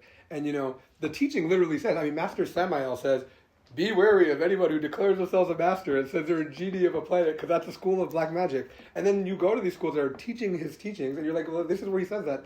Don't you find this a little off? And they'll be like, oh, but that's true, but right now we're really unconscious. So for now we need a master or whatever. They play the mental gymnastics, because that's what the ego does. So, you don't even need to... That's what the Theosophists did too. The masters that worked with Blavatsky and all, they called themselves the Brotherhood. That's all. Later they kind of became the Mahatmas or the masters, like we call them masters in Theosophy. But certain people on social media call them like ascended masters, Mhm, and they mhm. hate. They just who put that a word there? Because they never call themselves that. Anyway, go ahead. Yeah, no, that was a very good point. They never call themselves that. People want to create Alien hierarchy and separation. Well, it's like, I mean, Jesus literally says that the kingdom of heaven is in you, and anybody who wants to, like leave everything, pick up your cross and follow me as like an example. But they changed that into, you were supposed to follow him, that he's like Paul of Tarsus specifically, but like he's the King of Kings and the Lord of Lords. I was like, Jesus didn't even call himself a master. Where do you get King of Kings and the Lord of Lords? Like that's a whole another thing. But to me, that's a whole other conversation. But that might have been intentional anyway. But So the ancient aliens. yes, but yeah, because and we'll sum up and then we can talk for as long as we have. But the main thing with the ancient alien theory is it basically centers around mostly those two creation myths. So it's a kind of like a mashup of the Sumerian and the Babylonian one. But they love looking to the Edenic myth, and they're like, oh, they like created us to mine gold. Because it doesn't actually say that the gods created man because they were too lazy to work, and then they created man to do the work for them. So it's in the text, but they translate that, these sky beings that came from Nibiru and all these things are in the text. But they just, the way they choose to perceive it is that.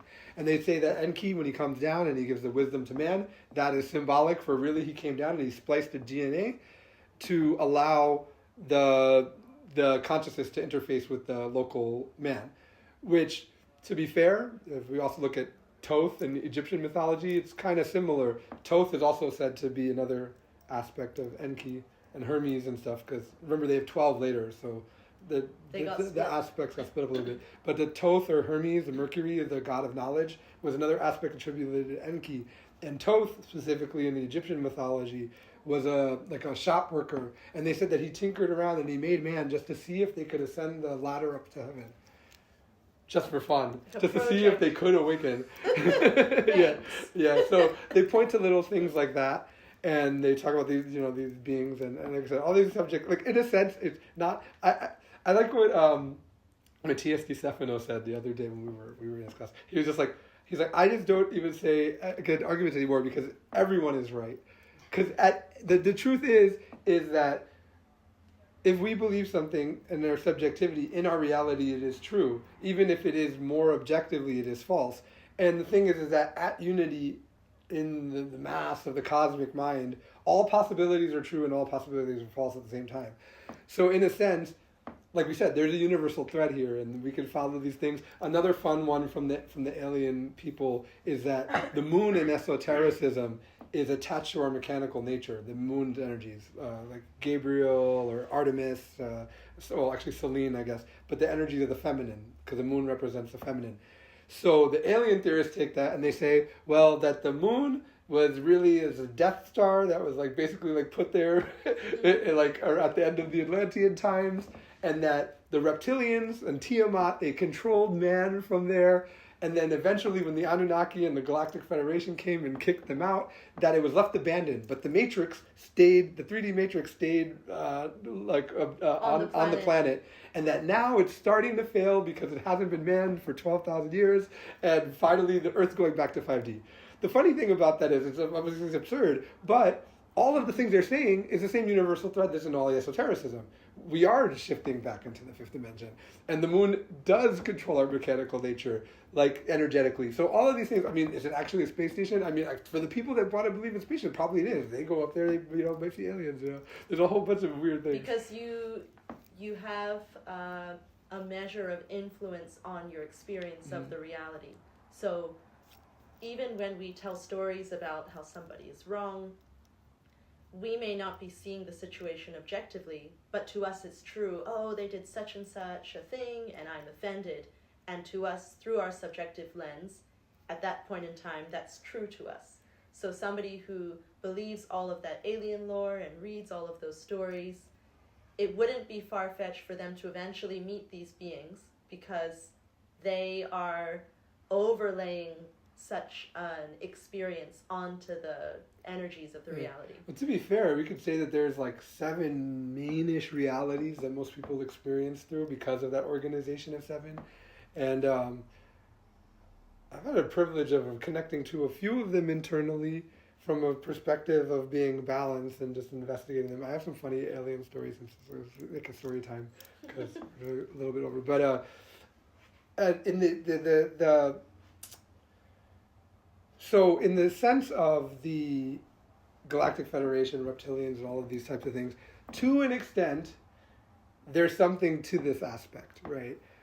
At a more objective level, it's probably, like we're saying, we're seeing these like systems of organization at higher level and cosmic levels, right? But if you want to look at it subjectively to the lens of the alien perspective, that there are, say, beings that, you know, manage, say, the solar system and the galaxy and all of these things, and I have had an internal experience with like what we could call, I don't know if there was a Galactic Federation and reptilian beings, but I've seen all different types of beings. Most of the ones that they described actually on Gaia, because I had the experience before I went in there. I didn't have names for them. I went super into it, and then I watched. So before he heard about them, well, I took it as, you know what I took it as is sometimes internally your experiences are meant to push you towards something. So because I had that experience, and I had only really known about ancient aliens and never wasn't into the modern alien stuff, it made me seek out and go look into like what are these gods, all these beings in this experience I had.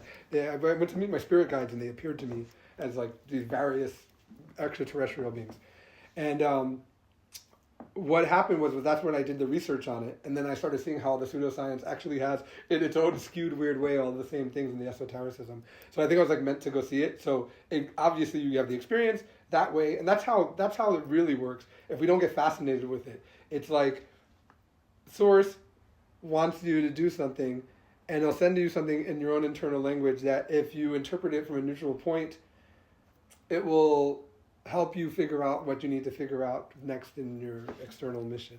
So basically helped you to find more of the universal thread yeah, rather than saying, now I believe in aliens and they're coming to save us or something like that. Well, yeah, I mean, I've had internal experiences with ancient Greek schools, ancient Egypt, Aztec, and then also the aliens. So, and in a sense, all of that is all one and the same. Like I said, it's different. It's like shifting into different perceptions. So, like a Christian sees an angel, and then you see an Arcturian, and then you see an Archon, but they're actually, those are all the same thing. It's an energy, Yeah. or And it's either they appear to us in what we want them to appear as, or our own psychology, what we're comfortable, because they're actually formless. Because when you experience it more objective, they're actually formless. So we put the form to them. Does it really matter? I don't know. It's pretty much the same thing. but if you like one of those yeah. If realities- you like one of the realities, that's what you're going to see inside. That's why there's always this argument, like, no, I swear, there's angels and demons, and it's like, nope, there's devas. It's like, well, you're both. That's the same thing, you know. But yeah, the alien stuff is pretty funny. You know, obviously the other thing that they always point to is, you know, the buildings of the monuments that would be literally impossible by modern archaeological means. And to be fair, you know, modern science sets itself up for some of these types of things. You know, you tell me that, you know, the pyramids, for example, you know, couldn't be built with a modern crane, and they say, oh, they just used a lot of slaves, and they built it in like 50 years. You know, like it's just like, okay, you could say you don't know, but don't insult the intelligence by saying something that's like literally impossible. I think they tried to mimic how they thought Stonehenge. They would have brought the rocks, and they said they would have rolled them on logs. And as soon as they laid a massive rock from one of the quarries that was near Stonehenge, it just immediately snapped. So like you can't load it up onto logs like that. So you're saying like it didn't happen like that because that was just the way that it was perceived? Well, Or I'm not that saying. it did? I'm saying that there's a universal thing that definitely did happen, and it was perceived differently by a lot of people, and that's what the thread that we look for. So, like for example, when we look back at go back to the Lemurian times, and we look at the third root race, there are beings, celestial beings that eventually created the current physical humans. Right? That story is in everything. It says, do you want to believe angels created us? Do you want to believe we were created by the Dianichans? Do you want to be we were created by the Anunnaki? What created the physical fauna? What's the missing link? What we would call the missing link from that made, you know, intelligent hominids go into consciousness carrying beings, or not. Well, all beings carry consciousness, but that to a level where they could carry consciousness and develop it, there's a missing link in the genome. And it almost certainly is that there is some type of divine intervention from the beings in the middle triangle. What you want to call those beings is up And to how you you wanna and how say you they want to did it. see them. But like it definitely happened is what we're saying is it's just how you perceive it. There's no point in arguing the semantics, if that makes any sense. Mhm. So, for example, if you, let's say you have an experience in the astral, and there's a lot of people that do meet an alien, right? And for your experience, that's an alien being, and you're interacting with it, and some of these people go on the spaceships, and they have all these experiences. Well, even if you listen to the stories of some of the contactees, right? Especially there are contactees that say they came from some hybridization, whatever, according to them, that's what they say. And they've been in contact with these aliens and working for a period of time and training their psychic abilities. And there was one particular case where the woman said she wanted to learn to fly one of the alien spaceships. And they said, okay, we're going to teach you because you have to fly it with your consciousness. And there's a machine, and then you hold on somewhere, and you have to be able to have very good concentration, and you merge your consciousness with the ship. And this lady explained that the ship was also another being, and the being forms itself into a ship, and then they all get in the ship, and then they fly down to the third dimension. So if one of the beings, as a light orb, forms itself into a ship, we can see from this that behind the experience of them, they are formless because their consciousness is so evolved that they're a light that can shape itself into whatever you like. So that's why Adonis said you could either you overlay the light orb and you see it as an angel, that's one way, or they let you see them as an angel or an alien or whatever they think. Oh, They're telepathic. you're going to be more comfortable if you see me like this. So then they appear like that. But they're actually just an orb of light, which we can also become eventually because they're billions and billions and billions of years ahead of us, and they can time travel. So they can come back and try and assist humanity at this time. Yeah, and some of this can be experienced. I mean, it really depends on our own subjectivity, but not necessarily it wouldn't super difficult to connect to the realms as we think, but to be conscious enough to maybe experience it objectively enough to see the shape-shifting and all of that, where we could even shape-shift ourselves, because really it's the fifth dimension, and we all go to the fifth dimension every night when we go to sleep. Our dreams are in the fifth dimension. The thing is that we're unconsciously creating, and we're things that relate to ego. As we become more conscious in the waking, then we can become more conscious of dreams, and we can even have maybe experiences where we could literally experience this, not even having to experience another being. You can shift your own shape, say in a natural experience and stuff like that. And then there's planes higher than that as well. The causal plane, not only can you shift your own shape, but you can actually control the environment all around you, because it's the realm of intention setting. So if we are able to connect to the causal plane, you can literally just create everything around you with your thought, which is how those beings create the reality. We say that we say the angels and all these beings, right? They're in the realm of the architects, that aspect of the tree of life. They create the reality that we reside in, because they can create with intention and thought, which is also a common thread. They say that aliens from the sixth dimension can create with a thought, compared to the ones in the fifth dimension, and all of these things. All of those things are in all of the levels. Yeah. What do you guys think about, like, it's popular, or like there's been a lot of people who are saying like the aliens are going to come and contact us soon. Mm-hmm. That's another universal thread that we could say is related to, if you want a more colloquial story in the Bible, we say in Revelations you have the rapture. In New Age, they say the earth is shifting to the fifth dimension and the aliens are going to come get us.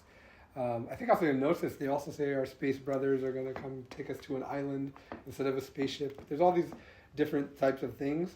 And I mean, there's obviously a thread there, whether it's in the religions, the pseudoscience, and the contactees. They all talk about sometime between 2030 and 2036. I think at the highest level, and the perception from the more conscious beings is that it may even be more, it's less of actual beings coming to grab you, but in the sense of if there is some type of shift in the planet's vibration, that'd be more similar to like what happened at the end of Infinity War, except not somebody snaps everything, but like where if the vibrations have already changed too much, if you're not able to be in the fifth dimension, that those that are in the fifth dimension will disappear to you. Not actually disappear, but will vibrate too high for you. So we'll create a split in the planet, which is basically right now there's fifth dimensional beings around us.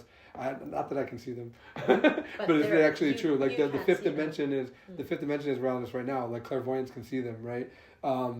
In that sense, if the people that awaken start to vibrate at a higher frequency, they would disappear from the shared reality with those in the third dimension. And that's probably, and then maybe those that are close will then come to pull the other ones, and maybe that's the aliens. I don't know. And timelines and all that type of stuff is difficult to talk about anyway. I don't like talking about future possibilities. And to an extent, though, there is a thread, though, that at some point before the end of the race, there should be some type of splitting, and in that which would lead to the last phase of this race, actually. So where some people cleave themselves by destroying themselves and being an ego, and then there'd be a transitional phase. At some point, there would also be some type of global catastrophe, which would actually happen after that, but it wouldn't affect those in the higher dimensions. And then there would be some type of transitional phase, and then a new golden age to start another race. But then you're talking about it could be over hundreds of years and things like that. Because the actual beginning of the golden age, if it lines up with the age of Aquarius, should be, and the band of light in the Pleiades that the Oris solar system is coming into is still a bit away, right? 2,500. So there's some time. But the thing is that before that, in the golden age, it's supposed to be said that there would be no ego. Like it'd be the start of a golden age, it'd be awakened. So there needs to be a part where those that aren't going to go get cleaved by nature in a sense, and then those have time to work in a stable way to prepare themselves for the golden age, which would be the last subrace, or we could say, well, in theosophy would be the last subrace. Master Samael said the sixth one to fail, that we're in the last subrace, but whatever. But that, to me, the transitional phase actually is the last subrace, because it's preparing for the next one. So do the work and you'll be fine. Yeah, I mean, honestly, that is like what the masters have said, although we don't like talking about masters too much, but it's just that, I think the original teaching, I think Master Samael said, everybody, to go to the island, you have to like awaken to, you have to create the causal body, and you have to be a master. And then like over time, it got rolled back to this like, just gotta find your frequency and be able to do the work. Because like I said, there's a transition in between those times. So you don't need to be a master like right away. It's just, you need to be able to be doing the work and have found your frequency. Because anybody who, like this year specifically is Kabbalistically 1, which is the magician in the tarot. But it's also, it reduces through the number 10, which is the wheel of fortune, which is a good card if you're doing a practical reading because it brings abundance, but it represents spiritually samsara. So when we look at the balance between 1 and 10, we're looking at source and the Maya. And the energies of this year, which have only now been exacerbated now that we've moved into the new zodiacal year, and now that the Uranus transit last week, there's just more of us shifting into the energy. But there's an energy of people are being forced to decide, to choose whether they like it or not. When we said the energies will affect you if you're conscious or not. So it's very much a time to just try to find spirituality and just be with it. It doesn't matter, you don't have to complete the work, none of us have to become masters, but to just find our inner authority and be with that. Because that, from my understanding, is as if we find that and the horizontal line stuff and that stuff, for those who are not creating more karma, as the rest of the world creates a lot more karma, all of your horizontal line stuff should get better anyway as the future moves on, because everything else, there'll be so much more density in the area around it. And you can see this with like the stuff that's going on, and if you watch the news and stuff, I don't like to, but you're just hearing out of earshot of other things, The biggest danger, and I don't like to do fear mongering, is not actually a catastrophe or planet Nibiru coming and blowing up the planet or whatever. That it's the period before that when man harms itself. Don't worry about when there's big global. If you're in where you need to be, that stuff won't affect you. But your fellow man, the consciousness, the ego consciousness, can kind of start to go crazy. That's partially what the Uranus transit also represents too. Uranus coming into Gemini, the sign of duality, for the next 42 years or something like that, or 8 years. 8 years, what? I think so. I think I think a it lot. was that one. I'm not. Yeah, sure. it's a lot. The last time it happened was like a big Chinese cultural revolution, which is a big political Yeah. change. Yeah, the thing is that Uranus represents creation and chaos. It's like Tiamat, actually, like what we just talked about with Tiamat. And Uranus, or the sun, we could say, represents the sun, but in its lower aspect, like pride and all of that. But the amalgamation of the logos. And it coming into the duality, which is, again, this year already has the energy of duality because of the Kabbalistic number. It's going to push the mind radically in one of two directions. It's basically the same energies, but even more now. And that's just really because all of these things are actually connected. Different modalities pointing to the same thing. What you'll see is that, okay, maybe it's never really today it's this way and tomorrow's that way. That's not how it really works. So what you see when you see with the modalities is okay, let's say the first one was on January 1st, we start creeping into that energy. That's the Kabbalist thing. Now we're a little bit further. Now we're into like the zodiacal year. Now the Uranus transit coming up. That's just showing that we're more shifting into the energy. And by the end of the year, we'll be more shifted into that energy. It's kind of similar to like what's going on with the age of Aquarius. We haven't fully left the age of Pisces energy, which is why you still have schools that are still holding on to that guru model and the master worship. They're holding on to that Piscean, keep everything secret, because the energies are actually still blending. It's like the cusp. I'm born on the cusp between Gemini and Cancer for my sun sign. So you actually kind of have a little bit of the energies of both. But the actual golden age, the actual golden age, the age of Aquarius, like I said, it's not until like 500 years later. It starts in 1962, but we aren't fully out of Pisces until, a good few hundred years into the 12,000 year period. And we could say the same thing is happening with the energy of 2026. So that Uranus transit just represents, now we have more of that energy and more. And I think there's some other things coming up too that I'll push to that. I was just going to ask, when you mentioned your zodiac sign, like, would you use Vedic astrology or Western? So I would say both are valuable. Remember we were talking about different modalities. I would say that Vedic is usually more in line with our inner authority.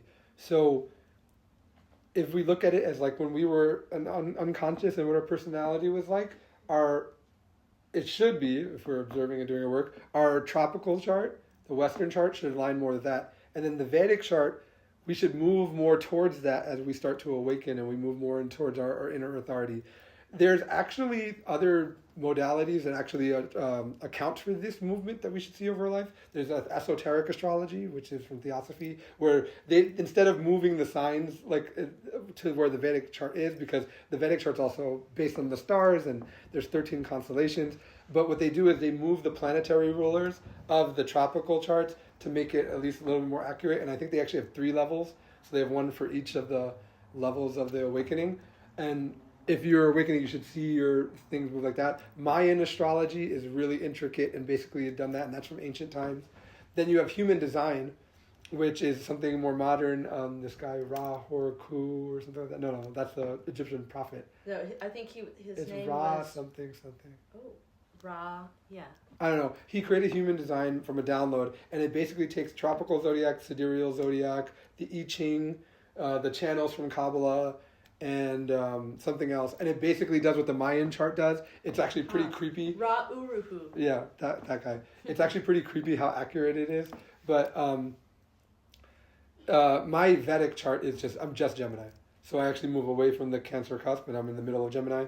My moon stays the same, and my rising moves from Libra to Virgo, which is pretty funny because it's what you're heading towards is the rising. So it's like, balance, and then Virgo is like the inner contemplation. So it's pretty funny.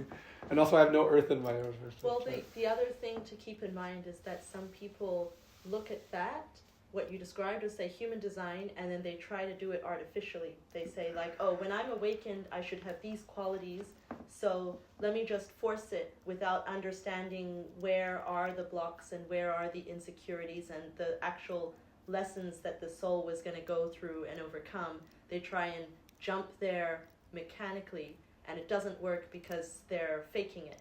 So you actually have to understand yourself and understand what's holding you back and go through that journey. It doesn't mean it has to take the whole, like your whole lifetime, because you can awaken sooner if you're more conscious and you know what you're working towards.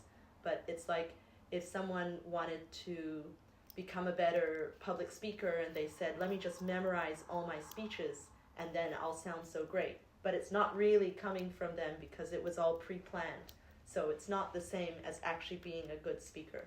Yeah.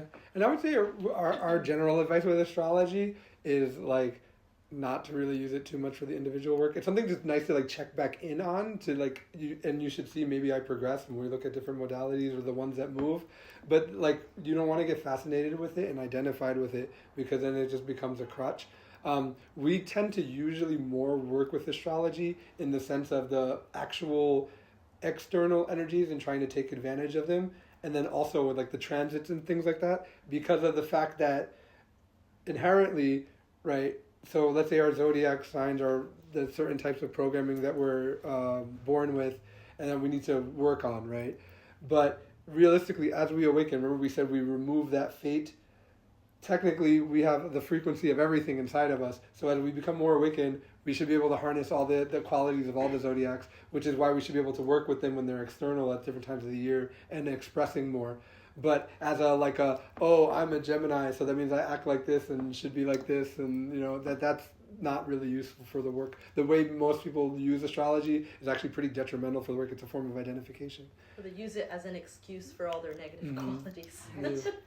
Yeah. Like we said today, oh, I'm a Taurus, so that means I should be gluttonous because it says in my reading. Right. No. So, I feel like astrology is the one area that we've discussed because everything else, like I see everything like weaves together in terms of like, well, just everything. But the one area that I've never really like gotten much education would be astrology, and I wonder if you have any recommendations in terms of like, resources that would tie, because it seems like there's this piece, and I want to see how it connects to everything else. I don't know if you guys have any recommendations. Yeah, I actually did a little bit of study on ancient astrology with a teacher called Adam Ellenboss. There's a plug for him in my thing. But I mean, the thing is that I didn't go too far into it though, just because, like I said, it becomes a little bit. It's like too much like intellectualness to it. I mean, it's good to know the basics, but if you get too intellectual and you get too far into it, then it becomes an identification. Now, I mean, if you're good at it and you want to read people's charts, there's nothing wrong with reading people's charts as long as you're not identified with it. Well, if you want to do work with it esoterically, there's a book you can get from Glorian called Practical Astrology, and that has some of the more esoteric astrological teachings in there. Okay, practical astrology. Yeah. That might have been a book I read a long time ago, and it basically had like basic traits and then traits that you are more advanced that you would want to work toward if you're this certain sun or moon, and it's more like one thing. Somebody gave me an astrology reading for my birthday last year. And this astrologist, she's out in Brooklyn. She said, nobody has to do astrology, but if you learn it, there are energies there, and they affect all of us. And if you learn to work with those energies, that's what she tries to do for her clients. She tries to help them just work with their energies. Yeah. Not say, you're a Taurus and you're exactly. you're a Leo. And Something bad's going to happen to you tomorrow. she's so chill about it. She's like, here's the energies, and this is what you can do with it. Your choice. Okay. Another way we also like to look at astrology in the sorts of working with external energies, especially towards like initiatic philosophy and moving through cycles in a year, is in relation. This is something that we got from a teacher. It's not even from we got it from a fellow missionary, and then also we find that there's a lot of value to it, but is looking at their zodiac as related to the hero's journey itself, because the hero's journey itself also has 12 phases. And if we treat the energies as those 12 phases of the hero's journey, which is from Joseph Campbell's Power of Myth, if you're familiar with it, yeah, okay. If we look at the zodiac in that sense, then it's really useful for both in a broad sense of our entire path and maybe where we are like that, but also when we look at like every year is a cycle. So we look at where we go from March to March, we can really, and then also like reflect when we get to Pisces. Hopefully there was some growth. But if we follow those energies, we can see how, life has these adventure moments across the point of a year. So that's That just would a be little... a whole other lecture. Yeah, that's a whole other lecture. But that's like a whole little insight on that. And it's pretty cool. I think what you talked about tonight, everything could be a whole other lecture. Yes. Do you want to do a 1 minute summary, a 60-second summary? Yeah, so, okay, all right. So just basically in summary, we look today at the esotericism within Sumerian mythology as the parentage to the esoteric mythologies, both of polytheistic and monotheistic traditions in the Western world. We looked at Sumerian mythology specifically also as a sort of seed religion that traces back to times before when matter was still descending. Spirit was still descending into matter and bringing around those traditions as they rose towards a motion of ascension that all of our religions on this planet currently have now. And just the structures of how these traditions developed and moved over time, and then also at the esoteric symbology that exists within the Mesopotamian mythology, as it does in every religion across the globe. And we're going to put this online as well with a transcript, so in case you want to study it again, because it was a lot to go through. It's a pretty heavy topic, but it's interesting. But with more study, it should slowly sink in. But another big key was finding the universal thread, because that takes us out of dogma and attachment and into a place where we can be curious, we can discover and experiment and learn for ourselves. All right. Okay, thank you everyone.